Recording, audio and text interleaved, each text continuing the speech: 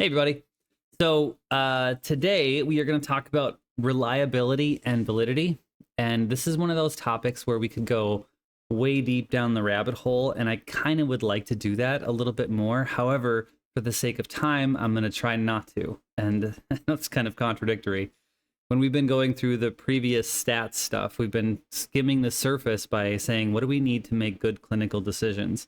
Not going deep into the math that we don't ever have to do anyway. With this stuff, we can go deep down these rabbit holes of validity and reliability and how to read it and understand it. And I think we kind of need to in order to make good clinical decisions, because if we don't know why these tests are good and where they're bad, we then run the risk of misinterpreting. And that's really a crucial and important thing. So I'm going to try and kind of walk this line between going deep enough that we get as much of the richness out of this, but also not so deep that we get completely lost and confused, because these terms are so ripe for misinterpretation if we're like reading the definitions and kind of turning ourselves around in our heads about like, what does this one mean exactly, and that kind of stuff. So we're gonna this one's gonna be a little tricky, but I will do my best to make it as clear as I can for you guys, so that we don't get lost. And most importantly, if you find yourself getting confused and overwhelmed, do your best to say, just sit with it. We'll write these questions down, or even if you don't really know what you're asking, write the point at which you got confused down, and we'll try and do some clarification as we go here too, in class and when we come back to this stuff.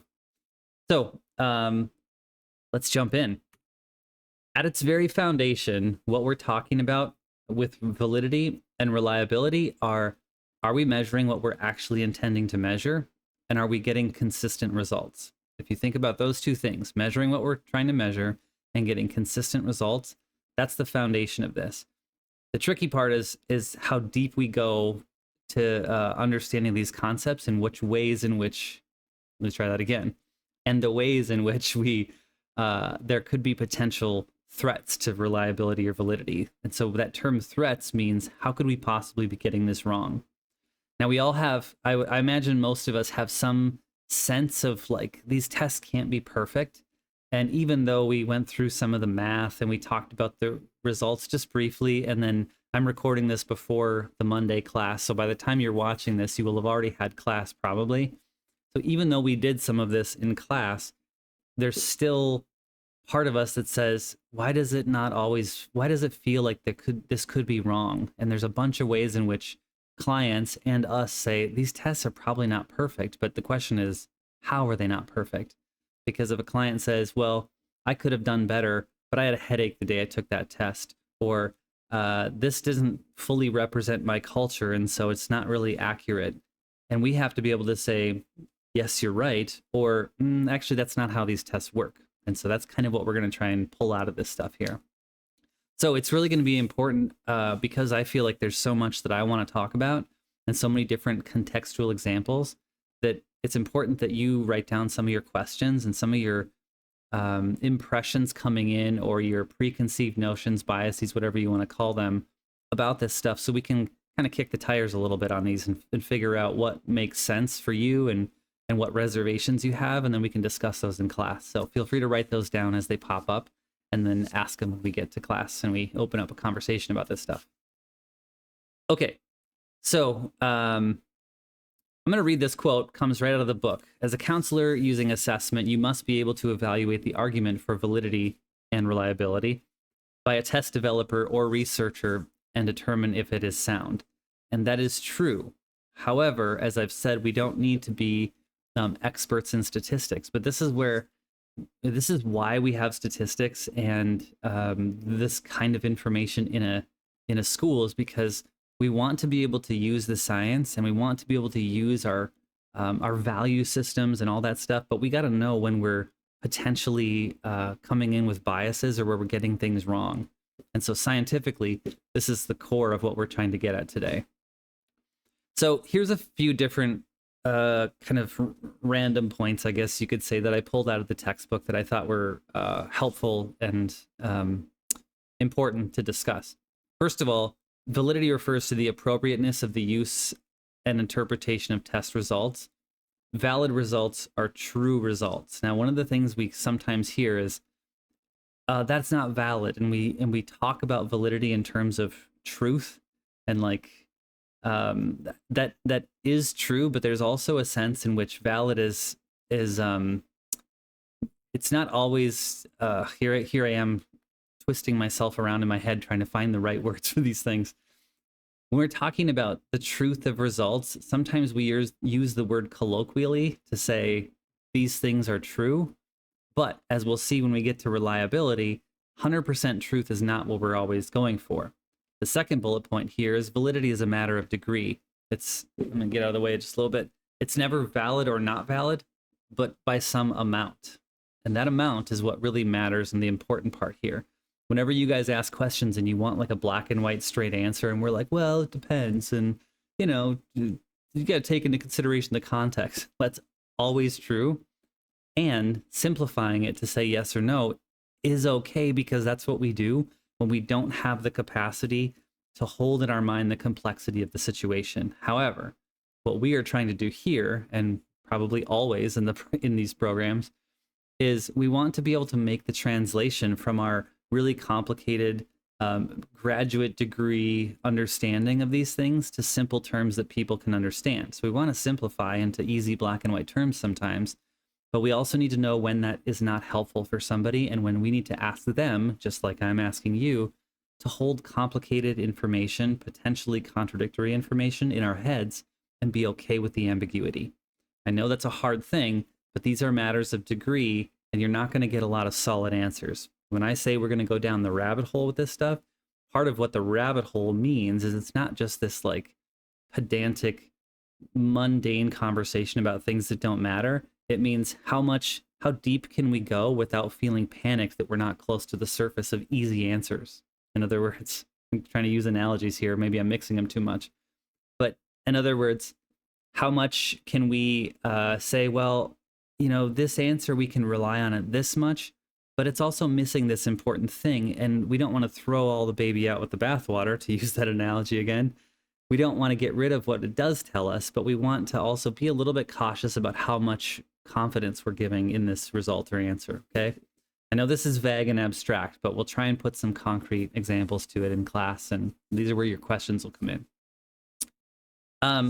Validity is not a unitary concept. There are different kinds of validity. We'll go through those in a second, so hold on to that. And then this one I think is one that people are primed and ready to argue about, that no test is valid for all purposes or all groups. Its validity varies depending on how it is used and with whom, okay? So in other words, to pull out another analogy, a hammer is a good tool and it's great. It's just not good for everything. And what a skilled hammer user, like whatever that means, a carpenter or whatever, a skilled carpenter knows when to use it and when not to use it and how to use it appropriately and that kind of stuff. But you wouldn't say, well, I don't really know about hammers, so it's probably just a dumb tool, right? You'd say, I just don't know enough yet and I need some practice. That's the better way to go about that. So let's talk about how we conceptualize validity. And this is where I think I'm going to skim a little bit more and cover the surface. We used to use this mnemonic device called the 3 C's. Oh, we have a dog. Do you guys want to see dogs again? Come here, Archer. You want to say hi to people? There. Okay, say something. See if I can get him to bark. No, he's not excited about that at all. All right. I know at least one person in the program has told me, why are people so obsessed with their dogs? Who cares about dogs? They're just pets. These monster beasts. They didn't say it like that, but I'm a dog lover, a cat lover, mostly all animals lover, and he's a beast. And I'm perfectly fine if you guys are like, stop doing that. Don't show your dogs in the, in the videos. But it does break up the monotony of just hearing lectures. So anyway, back at it. The 3 C's is kind of the old mnemonic device that we used to use, because there's some additional things that we've added to this conversation about testing, and I'll get to that in the next slide. But I'm going to go through the 3 C's. But just so you know, if you're ever like searching this stuff and you're studying for tests, the 3 C's is still something that gets taught a lot, and you'll find it in a lot of textbooks and that kind of thing. But there is a new conversation being had about assessment tools, which could lead to a good conversation in class. So let's talk about what we mean when we talk about construct, criterion, and content, okay? When we talked about criterion reference tests, was that a week ago or 2 weeks ago? I can't remember exactly. But when we talked about criterion reference tests, remember we said we're not comparing one administration to another person or another point in time. We're talking about measuring against a criteria. So this was the example of like, how well do you know the class content based on the final exam you took? That's the criterion of assessment course. Driver's tests, the GRE, the, you know, that kind of stuff. Or not the GRE, sorry, that was a bad example. But you get the driver's test example, hopefully. How well can you drive? You don't have to be just better than other people. You have to know enough of the concepts of road rules and that kind of stuff. That's testing against the criterion. Or the construct. Those are very similar things, but I'm going to kind of talk about them as if they're the same thing for the purposes of today. The content is kind of, again, these are all terms that really kind of fit the same ideas. So this is where I'm not going to piece them apart a whole lot. I'm just going to treat them all as roughly the same thing. But here we go with this term again. You can see up there the threats to validity. So threats to validity mean what risk is there in getting this wrong? So construct underrepresentation is one of those things that we need to worry about if we're talking about norm reference tests, okay? Or sorry, let's see, I'm getting myself mixed up again. We're going to talk about underrepresentation later from norms of tests. But let's take an example of as the tests are developed. If you have, let's say I want to test for somebody's knowledge of Disney princesses or something. I don't know, some dumb example, but let's say I want to test someone's knowledge of Disney princesses. And so I have, I don't even know who the Disney princesses are. Let's pick a different one. Disney princesses were a thing when I was a kid because you had like The Little Mermaid and Aladdin and Beauty and the Beast, and everybody knew who the princesses were. And now there's a friggin' million Pixar movies that there's too many to count. And so I don't even know if we know who all the main characters are of all these shows anymore. Okay, let's try and be a little more relevant to the kids and be a little hip. Try our best anyway. So a construct would be something like, we'll use a very relevant example to what we're talking about here. When we're talking about the conditions of depression, if you look through the DSM and you see all the symptomology and you have, you know, like, I don't know, I forget exactly how many symptoms there are specifically, but if you look at like the, you know, 8 to 12, whatever symptoms of depression that have to be met, if you were to provide somebody with a depression assessment that only had 2 questions, you probably wouldn't capture all that you need to in order to understand the construct of depression. And the construct is just that list of symptoms, right? List of symptoms has been curated and developed over many years with not too many symptoms, but not too few, just to get the right amount, just to understand what this really is. Because you don't want to cast such a wide net that everybody is depressed, but you have to keep it general enough so that you can or sensitive enough with enough questions to make sure that you can pick up on it when you need to pick up on it, okay? So underrepresentation just means it's not asking enough. If we were continuing with the Disney princess example, we would, if you ask for all princesses with blue dresses, you're going to leave out some princesses, and so it would be underrepresentative of all the princesses in the Disney world or whatever. So hopefully you get that idea. I'm not even going to read this one. Oh yeah, I'm trying my microphone a little bit differently, so I'm putting it a little closer, but it crept into the camera view. Okay. Construct irrelevant variance. The test is too broad. It includes dimensions that are not relevant. So in my example that I just gave about depression scales, if we included the symptom of, you know, is instead of being chronically sad for an extended period of time, if you said like somebody feels sadness for longer than 2 hours, you're probably going to capture a lot more people who are experiencing sadness And all of a sudden, everybody is going to be depressed because there's sadness in the world, right? But that's not really what depression is. Depression is a longer lasting thing that affects us deeper with more intensity and duration. So that's, again, those are the criteria for diagnosing: intensity and duration. So we have conduct underrepresentation.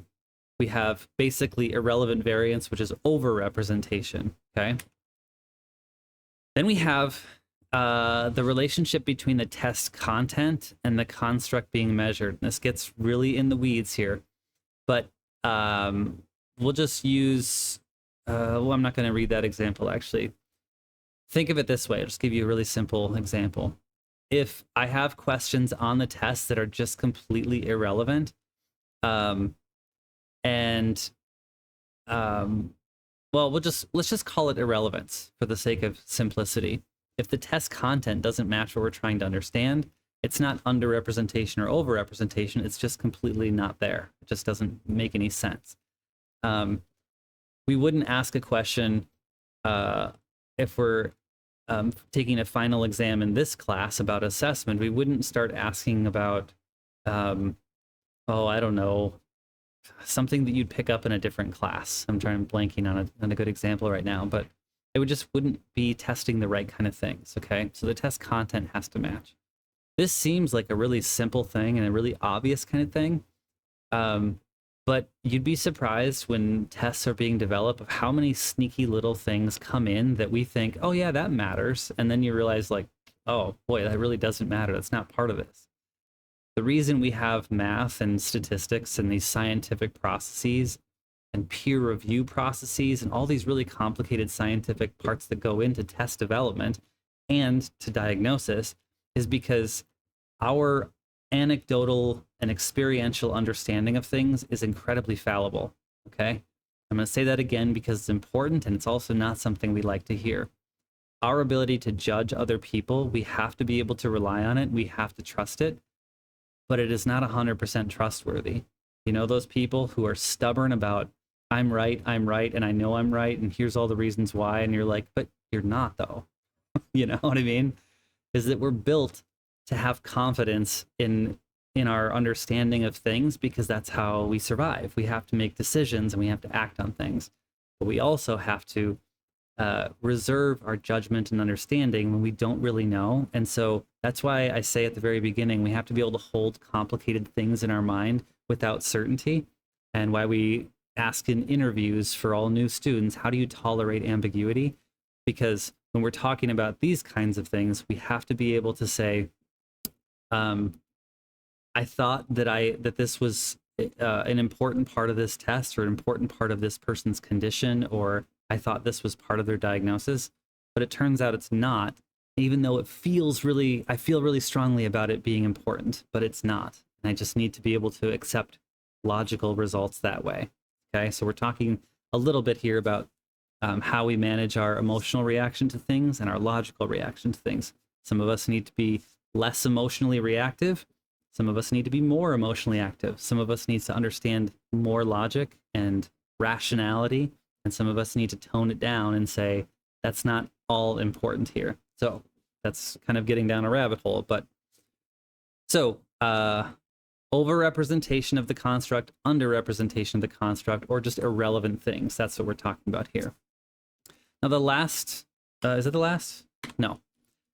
Response processes. This one's really quick. I'm going to fly through this one because I'm taking too much time already.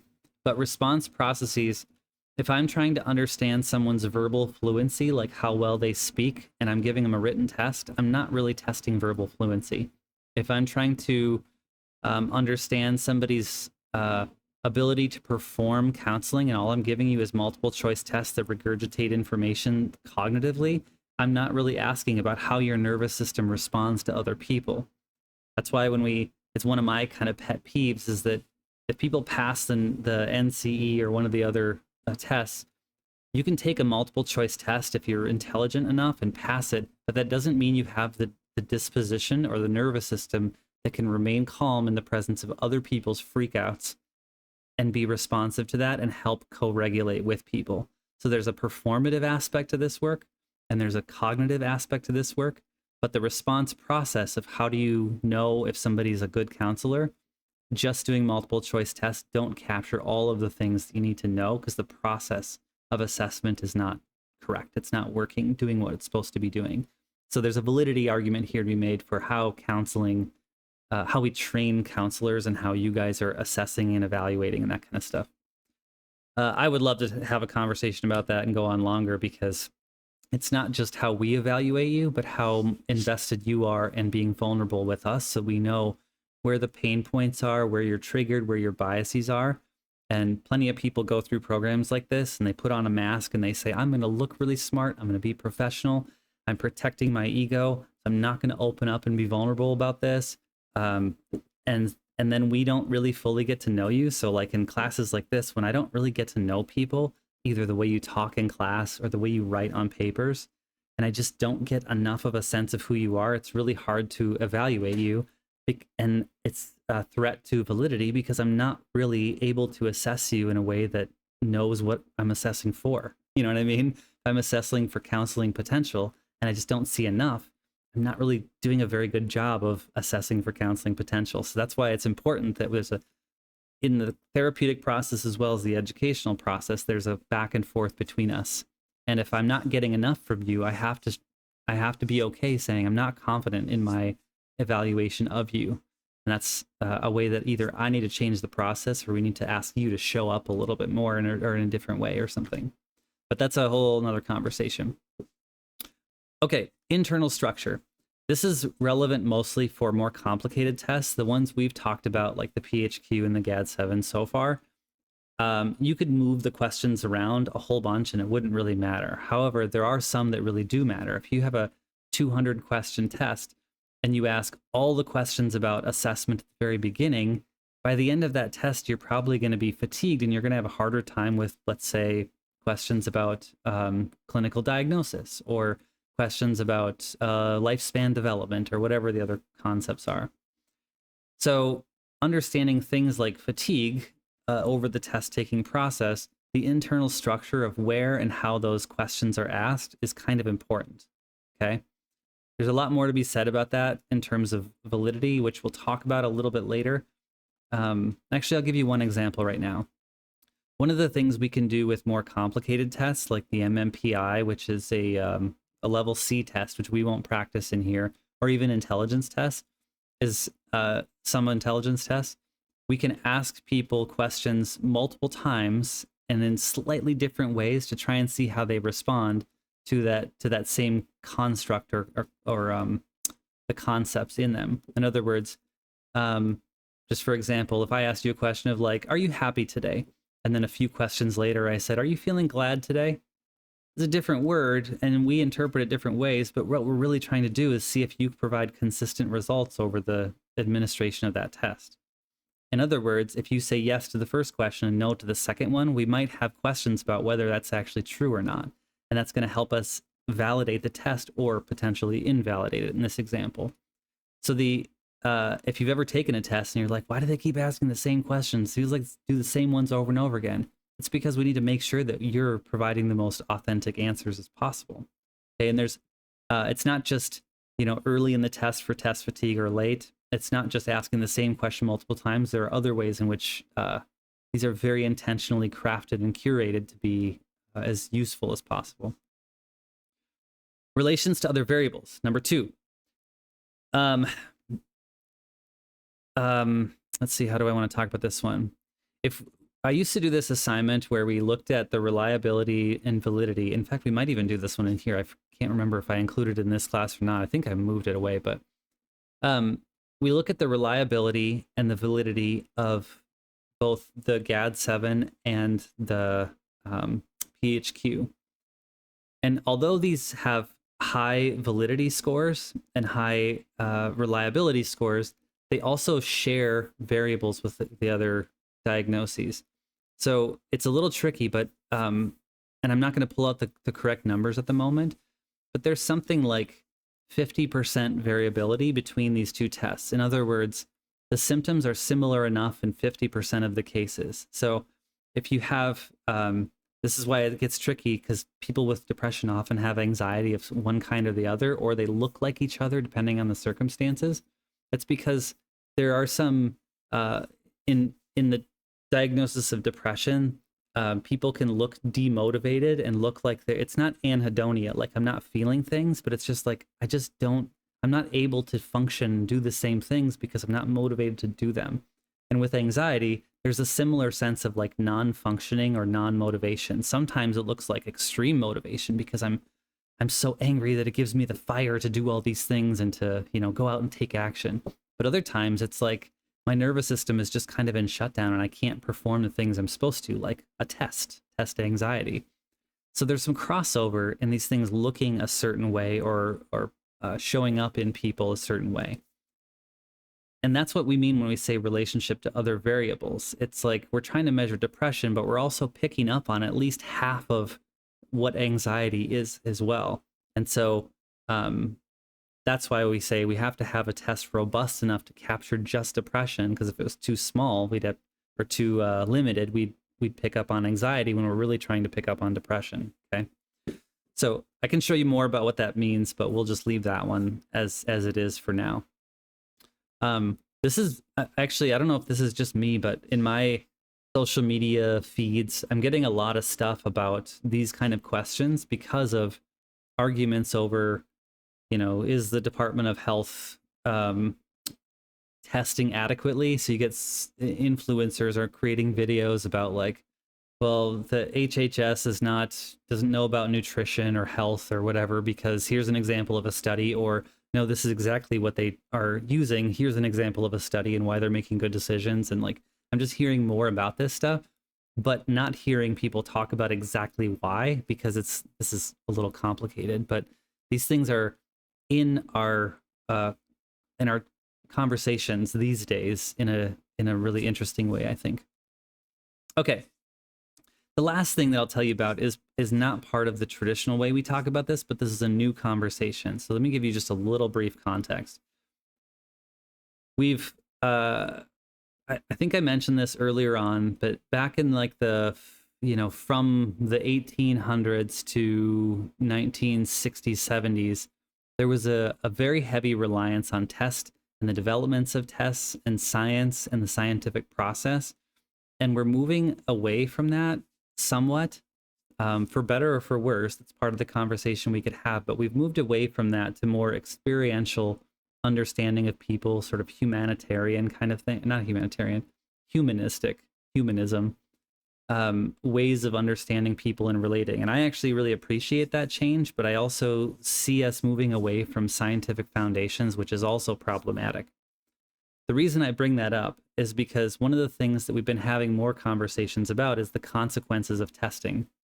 In other words, we have an ethical obligation to do no harm to people, right? That's a pretty easy to understand and standardized ethical obligation in most healthcare, medical professions, or just professions in general. You don't want to hurt people. You know what I mean? Like that's sort of the core of this.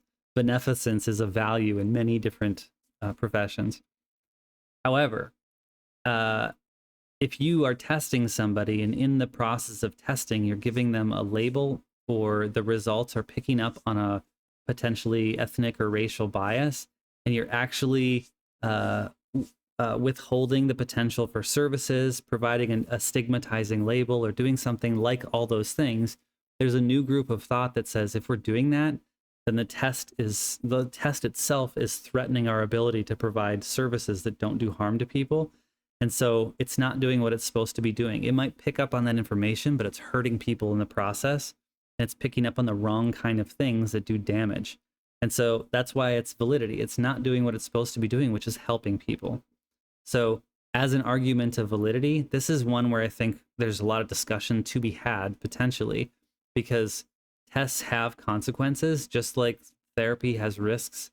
But the question is it worth it? Are we getting enough out of this?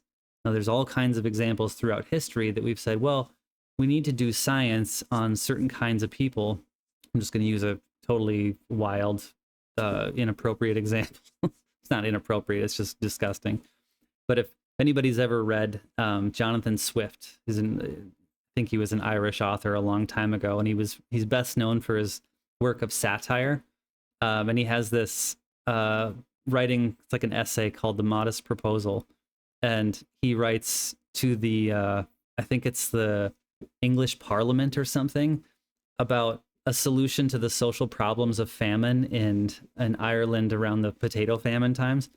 He said, well, why don't we just start eating babies? If we just eat babies, there's lots of babies. We can just make more babies. And if we just start eating them, that'll provide us all the food and sustenance. And of course, the reason it's satire is because he's saying this is obviously so ridiculous that it's not even like, it's so stupid and ridiculous. But that's the ridiculousness of the conversations we're having now to try and solve this social problem that's real and impactful. And you see a lot of satire in our modern day times too. But the point is that there are risks to testing. There are risks to fixing social problems with cannibalism, right? Like they do harm. Another more relevant example for in our modern times here is that quite a few people have stopped using the GRE as a potential entrance exam for graduate school. And the reason what the GRE is supposed to do, it's not measuring your intelligence. Like I have enough graduate level intelligence. It kind of feels like that, but what it's really doing is predicting your potential for success in graduate school. It's giving us as faculty a metric to say, what's the likelihood that they'll be able to complete this degree based on what they already know? That's what it's supposed to really be for. However, the argument goes that it's injecting bias into the process because people who come from affluent neighborhoods who can afford testing, afford study guides or study help, study supports, they tend to do better than people who come from impoverished communities or places where they don't have access to testing resources or information about tests and that kind of stuff. So what we're not picking up on intelligence so much. We're picking up on social constructs like poverty and socioeconomic status and stuff like that. So the potential for future success is not really measuring, are you going to be ready for this? And do you have the level of intelligence required to get through graduate school? It's picking up on poverty and some racial biases and stuff like that. And so people are saying, well, if we're using the GRE, then we're automatically filtering out people that we really actually want here to help us work on these social problems of mental health in the communities. So a lot to be said there, but again, this is one of those areas where I would caution, are we getting, with the GRE example or others, there's really, really important use cases where we've caused real harm by testing. And I could give you other examples, but I'm going to hold on to those for now. And other times, if we say, well, no, we're going to do away with all of these tests and this scientific process and not rely on a really rigid process for making sure that our biased experience is sound and we're able to handle the complexity of the world in our heads. If we're getting rid of a process that helps us do that, are we losing something? And I think the answer is obviously yes, but the question is how. So that's why when I teach this class and I say we focus on the experiential parts of our work and really be able to feel our nervous system and how it responds and reacts to people and how well we are keeping regulated so that we can be available for people in the ways we need to. That's an important personalized internal experience, but we also need to pay attention to the professional requirements and the scientific process because this isn't perfect. Neither is this, but together they're a little bit stronger. And we need to understand both in order to do this work really well. Okay. So there again is sort of the rationale for why we're spending time with this stuff. Okay, we're just about ready to switch over to reliability, but I want to tell you one more thing. This is kind of the really practical side beyond the abstract definitions and concepts that we're talking about here. There is a way to measure this, and I'm not going to take you through the math. We're not going to show you all that stuff, but here's a chart that I want you just to pay attention to and to understand, okay? I don't ever have this memorized. I always forget this, but you can look it up, you can Google it, you can come back to this. If you end up working with a lot of tests, this is one of those details that will just stick in your mind. But what you do need to know, when we talk about correlations or the relationship between variables. And we say things like correlation is not causation. Well, I guess that's not really that important for this part of the conversation, but correlation is not causation means we can't assume that one thing caused another, but that they're related somehow. That's another one of those examples of holding ambiguous information in our minds that could be potentially contradictory or is just really challenging. The way we measure correlations, though, that's the point of this. The way we measure them is between -1 and 1, right? So what else do I want to say about that? We can tell how, I'm just having a moment of second guessing myself. Well, I'm not going to go through the math. Forget this stuff about -1 and 1, okay, for the time being, because my brain is not fully working at the moment. Somebody else will be like, actually, that's not how this works, Aaron, and they'll push their glasses up and tell me in class, and I love you if you're going to do that. I appreciate you so much. That's how we help each other. Validity coefficients, the way they're reported, though, this is the way they're reported. This is the important thing. Just like with correlations, we report them between 1 and -1. Here, we're not going to have a negative validity coefficient. It's always going to be positive, so that's a little bit different, which is why I'm second guessing myself. But we have to be able to measure it, and we can measure it, and we look for a certain number. So if you're, and this is the important part, so if you're kind of zoning out, here's the part you want to catch up on. If you're looking through a test manual, or you're looking through research on test development, like if you find a study that says, you know, is Beck's depression inventory a good test? Well, here's the validity coefficient for it. And you see a number, and it's on this scale right here somehow. That's how you know if it's good. And this is the part that you don't need to remember. You just need to be able to reference it. If you see that, and you see a number like 0.4, and you're like, boy, that doesn't seem like a very high number. I thought like 0.8 or 0.9 was a pretty high number, closer to 1. But the way we talk about validity coefficients, that would be an acceptably high number. If it's down closer to 2.2 or 3.5 or something like that, we might look at that and say, I think we can trust the results of this test, but we have to proceed with a little bit of caution. And it would be helpful to dig into why the test, or what the test does well and what it doesn't do well. Kind of look into the scientific discussion that's happening around what is working and what isn't. Typically, though, if you see a validity coefficient of below 4.0, I would probably try and find another test. If I was a test developer, I wouldn't even publish something like that, because I'd say probably not worth it, unless it was a very nuanced, specific case in which it was being used. So what I always do is when I'm looking for validity coefficients, I just Google this scale or pull up this slide and say, how does the number compare? So pretty simple, okay? The question is, how do you talk about that? And this one last thing I'm going to get out of the way for just a second. When we talk about, I'll give you an example here of false positives and false negatives, because this is kind of important to our discussion of validity. I like to use a courtroom example.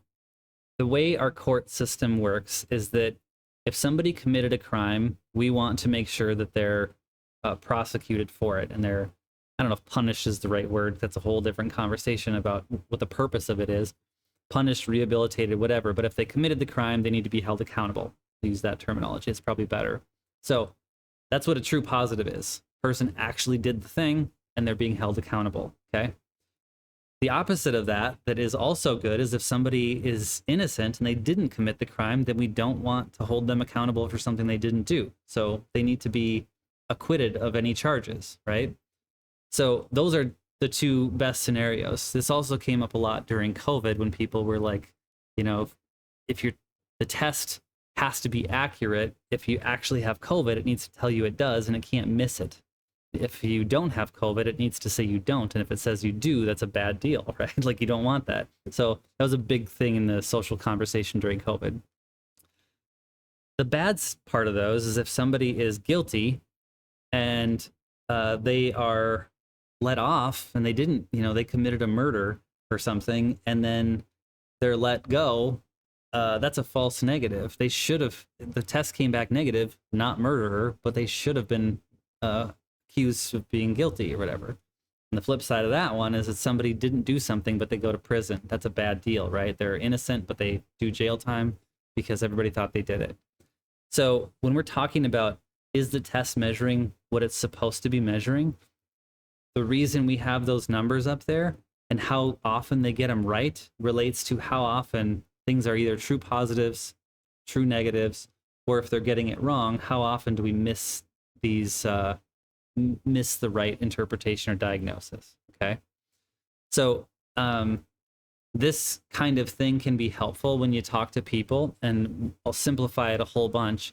Someone comes in and says, I don't think this test is these results aren't right. And you're like, well, tell me about what it is that you think is wrong about them. And they're like, well, I just didn't do my best. We'll take the SAT example or ACT. I didn't do my best and I studied, but like I was so nervous that I didn't get any sleep.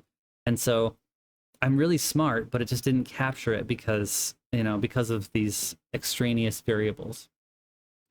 And they say, I think what we have here is a false positive or a false negative or whatever. It's not doing it. And you're like, well, what we're trying to do here is we want to capture your actual understanding of these things. And so if there's something getting in the way, we can tell how often, based on the science where people have been tested with little sleep and, if they've had anxiety the night before or during, we can test how off the tests are typically. And so the reason that's helpful is when someone says, I could have scored 10 points higher, you're like, well, the science says that very, very, very few people score 10 points higher, but usually some people can score 3 points higher. In a little bit, we'll talk about confidence intervals and help us have that conversation. But the point here, what we can get away with is we say, well, the test is a reliable test. So the test is not probably the problem. It's probably it's a valid test. It's probably more your anxiety or your lack of sleep that's impacting us. So let's talk about how we can change our habits before testing or something like that. Okay. Let's switch gears to reliability. When we're talking about reliability, we already discussed that this is about consistency, dependability, reproducibility of results. And I'm going to try and speed up here a little bit to go through this a little faster. I've already mentioned numbers 2 and 3 here. So let's talk about measurement error. Now, this is a part when we're going to go back a little bit in our, go back to the math. I think in the book, it talks about how do you measure error, but let's just take this in a very kind of conceptual overview. When we look at a test result, we see somebody's actual performance, all right?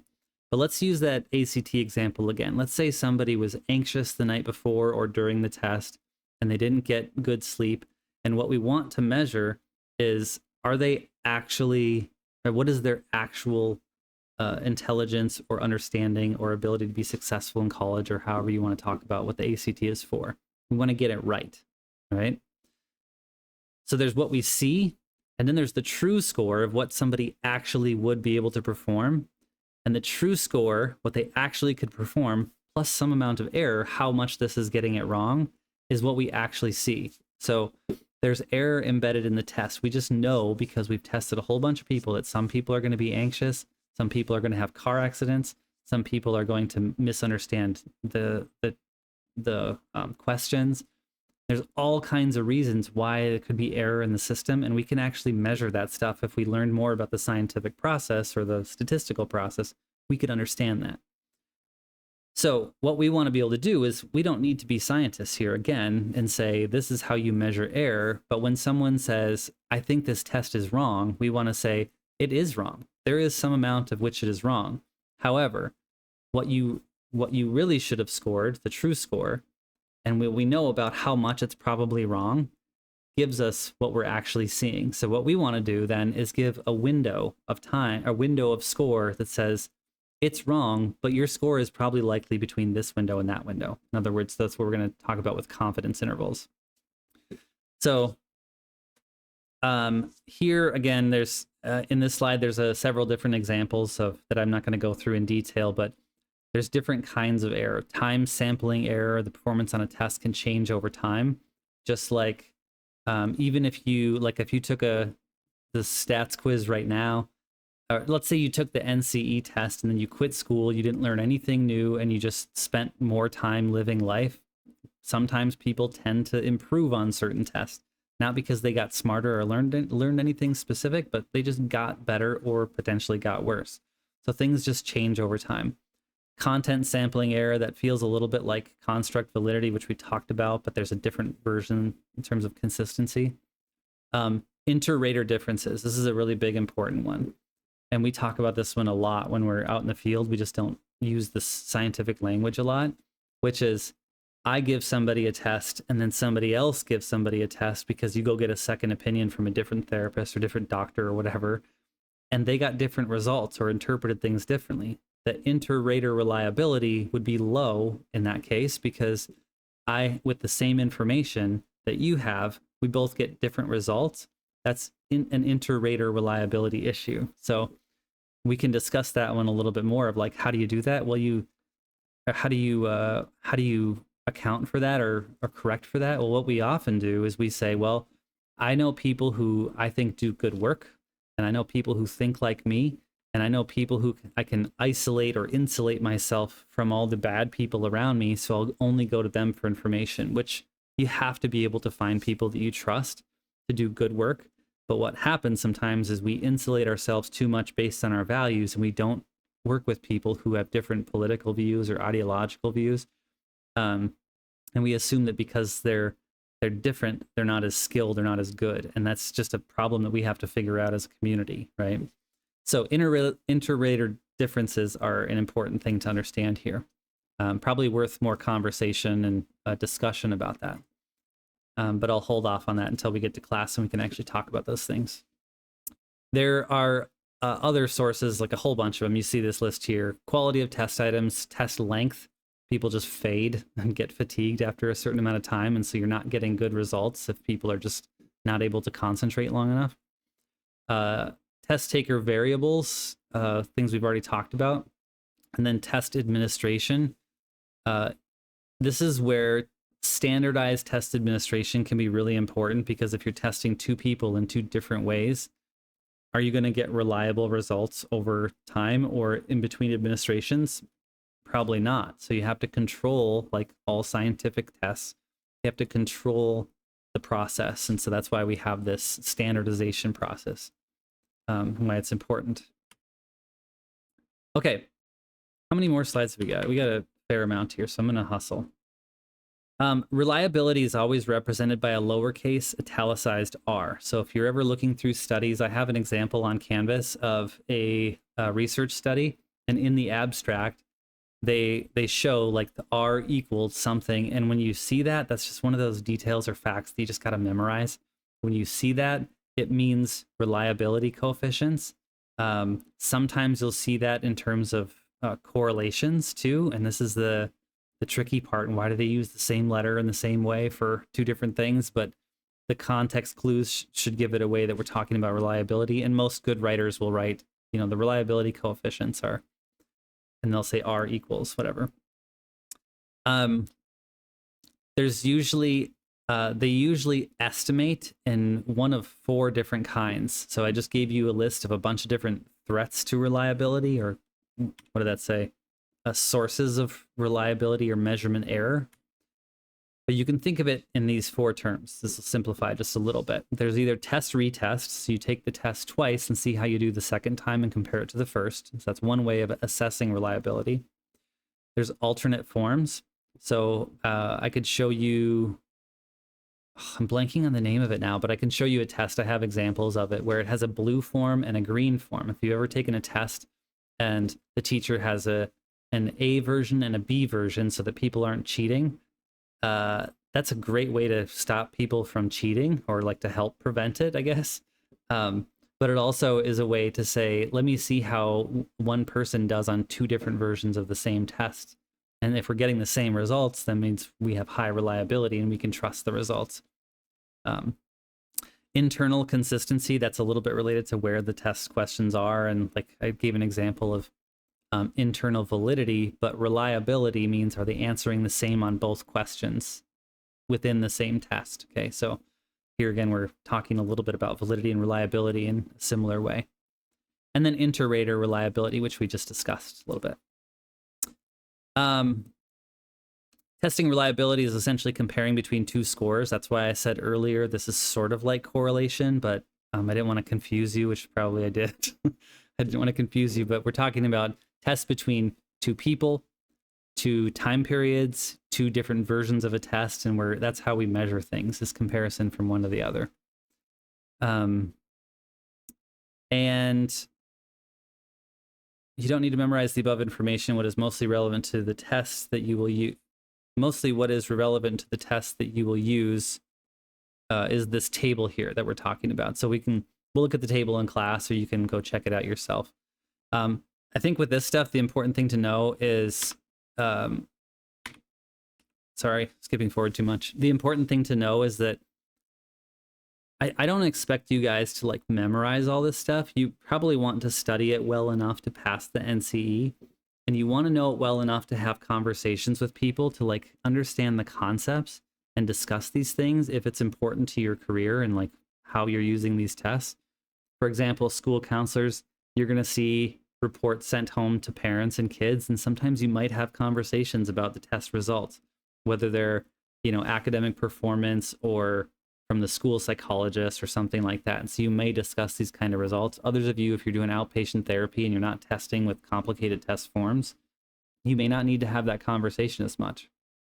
I will say that I've had a few people come into therapy and say, I did a psych eval a while ago and they gave me this result. And so I've always just assumed that I, had this diagnosis or whatever. And I say, well, would you mind sharing it with me? Do you mind bringing it in? And I've had one or two people take me up on that, and I've looked at their test results, and most of the time we've been able to confirm that, like, yeah, these results kind of check out and they make sense. But there are times in which you might be like, I don't really see how this is coming to the same conclusion. They said you have this diagnosis, and I see why they would get there, but I think this is maybe worth looking at again, something like that.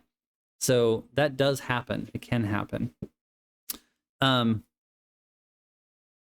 So the point here is that you don't have to memorize things. You can come back. You have to know enough to be able to have that conversation, but you can also Google, like, what are the validity coefficients and is this a good one or not? So that's the point. Okay, I'm going to skip through these because those are just giving, remember right here when we talked about test, retest, alternate forms, internal consistency. I think we're going to skip over that part now because there's not a whole lot more that I need to say about that specifically. Although there is one thing I want to say. When you probably are hearing this in your research class when we're talking about statistics, but do you remember at the very beginning, 2 weeks ago, when we're talking about nominal data and ratio data and that kind of stuff? And I said there's specific test statistical measures that account for those things. And we don't really need to care about those too much. Sometimes you'll see names like this, like Cooter, Richardson, Spearman, Brown, split half reliability, and you'll see all these fancy terms. Essentially what those are doing is they're a different kind of statistical test based either on the kind of data, which we talked about, or the process of research, like the research design, which we haven't talked about. That's deeper down this rabbit hole than we want to get. So you'll see these kinds of terms, and I don't think you need to know that for the purposes of making good clinical decisions. That's deeper than down the statistical rabbit hole. But if you want to look into this stuff more, or you plan on going to doc school and studying these things, if you hear these terms, it relates to either the type of data or the process of analysis based on research design. Okay, so don't be too worried about when you see those. The one thing you will see a lot more that is really important to know is this name Cronbach's alpha. Cronbach's alpha looks like this little, what is that? The Greek alpha letter. And that one you'll see a lot, and sometimes it won't say Cronbach's, and sometimes it'll say the reliability alphas, and sometimes it'll just say the alpha scores. So that's what we're talking about here, and the most common one that you'll see. The reason for that is because most often when we're doing in the social sciences and we're asking people questions, we're asking things based on nominal data. How often? Do you agree or disagree? Is this like Do you really like this class or do you not like this class? Or is it kind of neutral or whatever? We're asking in nominal terms because of just the way that the questions come out and the kind of information we want to know. So we often use Cronbach's alpha because of that reason. So you'll see it a lot. And when you're seeing the alpha, the reliability alpha, the Cronbach's alpha, when you're seeing any of that stuff, what you can know is we're talking about reliability, and we have a different scale, this one, that we're going to be using. So if you see that little italicized R, and this is kind of trying to pull this all together, if you see that little italicized R, you know you're talking about validity. If you see this alpha, you know you're talking about reliability. And the reason that's important is that a high score, when you're talking about validity, is anything bigger than 0.5, or a reasonable validity score is bigger than 0.4. But when you're talking about reliability coefficients, 0.9 is high, or 0.9 is very high, 0.8 is high, and so on. So you kind of got to know which scale you're looking for. And this is one of those confusing things that people mix up. If I see the number 0.7 and that says acceptable reliability on this test, you might be like, oh my gosh, that is incredible. It's unusual to be that high, because very high is 0.5, but you'd be missing the what we're trying to actually understand here, the wrong scale, essentially. So you will get asked things like that on like the NCE test of, if you see a reliability coefficient or a Cronbach's alpha of 0.7, would you consider using this test? And you'd have to know, yes, that's an appropriate score for a reliability coefficient, but it's extremely high for a validity coefficient. If you saw 0.4 for a validity coefficient, again, this one, you'd be like, that's acceptable. I'm okay with that. But if you see a 0.4 for a reliability coefficient, not good. Okay? So that's why that's important. Now, we skipped over this, and I think generally speaking, most of this isn't going to matter all that much. But we talked about inter-rater reliability, and I think that's still worth another discussion here, probably in class. So if I forget to bring it up, feel free to ask about that, of like, how much do our peers get this wrong, and how do we handle when we know the guy across town just does crappy work and we don't think he ever has right answers or something like that? I don't know. But or how important is it that I tell people to get a second opinion based on what I say, even though I want to be right and I want them to believe me? I also think that I can't be 100% confident in all of my results, but I don't want to sound like I'm not confident at all. You know what I mean? So like, how do we deal with this question of inter-rater reliability in our work? It's probably worth mentioning that reliability coefficients are always measured between 0 and 1, just like validity coefficients. And here is one of those confusing things. When we talked about validity, we talked about it as the small lowercase r. And I'm going to give you some of the statistical language here. Some of you have probably, based on your responses in class, some of you have memorized these kind of terms. And so if you memorized it, what does this actually mean in lay terms? And for those of you that haven't memorized it, I'm going to give it to you here and we can figure out what to do with it. But what we're really specifically saying here, when we have this conversation about measurement error and how often things get it wrong, remember the observed score is a combination of what the real results should be if we had a God's eye view, or could see through all of the problems in the world. That would be the true score. So there's the true score. You add some measurement error in there, and that's what we actually get to see. So that's what we're talking about here. If I have a score of 0.95, my reliability coefficient, say I gave you this test once, and you got 100% of the same results. You got the wrong ones wrong and the right ones right, which means the test is testing the things it's supposed to be. You'd have a score of 0.1. However, there's always going to be a little difference or a little error in the process, which is okay, as long as there's not too much, right? But what that number means, this 0.95, it means any variation between one test and another, one rater and another, whatever, any variation in that test, if there's a 0.95, that means 95% of that little bit of variation is explained by real differences, and 5% is explained by error. Okay? So let me say that again. when there's variation between one administration and another, it's not that 5% of it is wrong. It means 5% of that variation is explained by error, not by real differences. Okay? I'll say that another way. If I take one test, have a headache, and then I come back a week later, don't have a headache, and take it again, I'm going to get likely a better score, right? There's still going to be some variability or error in the process, but what we want to do is be able to say, well, not having a headache improved your score in real and meaningful ways by, this many points. But there's still it probably got it wrong this much, okay? So if a test has high reliability, that means the second time you take it, 5% of that change is probably just error. And there's a little window of how much you probably got it right or wrong, how much that number is true based on that little window. Okay, so this is a little bit nuanced and it's a little bit tricky, but it's kind of important in describing how we understand these things. And when people say, I got it wrong, if there's 95% variation, that means that 5% of this is wrong. And you're like, well, no, it's not, that we want to be able to see real differences from one time to the next or from one person to the next. But some of it is not correct. Let me give you one more example. If we were to really test the reliability between one counselor to the other, or it's incredibly hard to do this and we can't do it. That's why we don't do it. But or from counselors to social workers to marriage and family therapists based on our training. If we could do this and we could test how, take one client with the same amount of information, and test counselors versus social workers, let's use a dumb example, and we could figure out how different those scores are. One thing we'd be tempted to say, well, ours are different, so therefore one of us is doing it wrong. And what the true answer is, scientifically, is that real differences might exist based on the way we're being trained and the focus of our work or our training and preparation or something.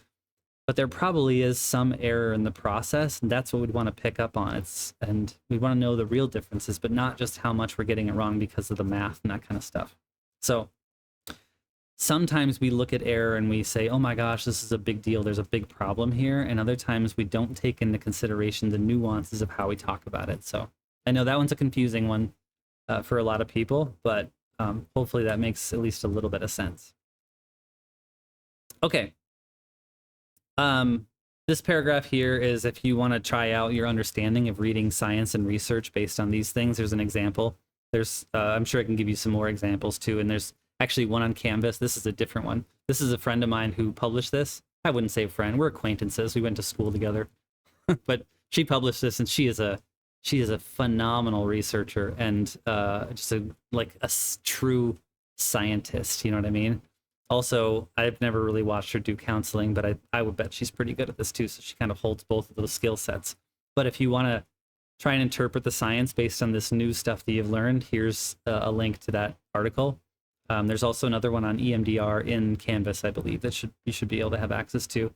It's not quite as challenging as this one is, but you'll still see some of these like alpha coefficients and reliability coefficients, that kind of stuff. And then page 321, if we don't talk about this specific example, there is an example of a test output for the 16PF. Oops, I'm in the way. For the 16PF. And you can look at how unless we talk about it, actually, probably won't make a lot of sense. So I can go through this in class, but if I forget to, feel free to show me. Basically, what we're looking at in that 16PF is confidence intervals. You'll see these little kind of bar graphs. They look like a continuum or a spectrum, and then there's these two little lines with a diamond shape in between, and you'll see those two lines, and that's what's representing error in the process. So you'll often see these as like kind of two marks on the side of a data point. That's usually what it means, is some sort of confidence interval. The confidence interval, and this is our last slide, I believe. Yep, so we're just a little bit over time, but we're almost done. The confidence interval is, if we take into account how much error is in the process, that means we could have got it wrong on the bottom side or the top side of a number. What that means is, let's say I scored 70 on this test, but 70, there's a 5% error. Actually, no, let's just use this example right here. let's say a person of 55. This person scores 55 on the test, and there's a confidence interval of 3 at 99.5% confidence. Okay, this gets a little numbery here, so stick with me, you non-math people, or those that believe they're non-math people. That means that if you, and this is important language here, that means that if you took the test again, we can be 99.5% confident that you'll score between 3 above 55 and 3 below. In other words, if you were to see a chart and it had those little lines on the sides of the data point, or if you're just reading this and something like this about the confidence intervals, that means that somebody, if you subtract 3 from 55 and add 3 to 55, you'll get a window. And the confidence interval, the way it's interpreted, is I'm 99.5% confident that if you took this test again, based on the amount of error that's in the process, you're going to score between 52 and 58. Okay? Sometimes you'll see confidence intervals of 95%. Sometimes you'll see them of 90%. That's just the math people doing what they need to do to make the data understandable to us. It's important, but we're not going to cover that now. But if you see 90% confidence, you could say, well, the confidence interval is at, let's just say, we'll say the confidence is an interval of 2 at 90%. So I'm 90% confident that you would score between 53 and 57.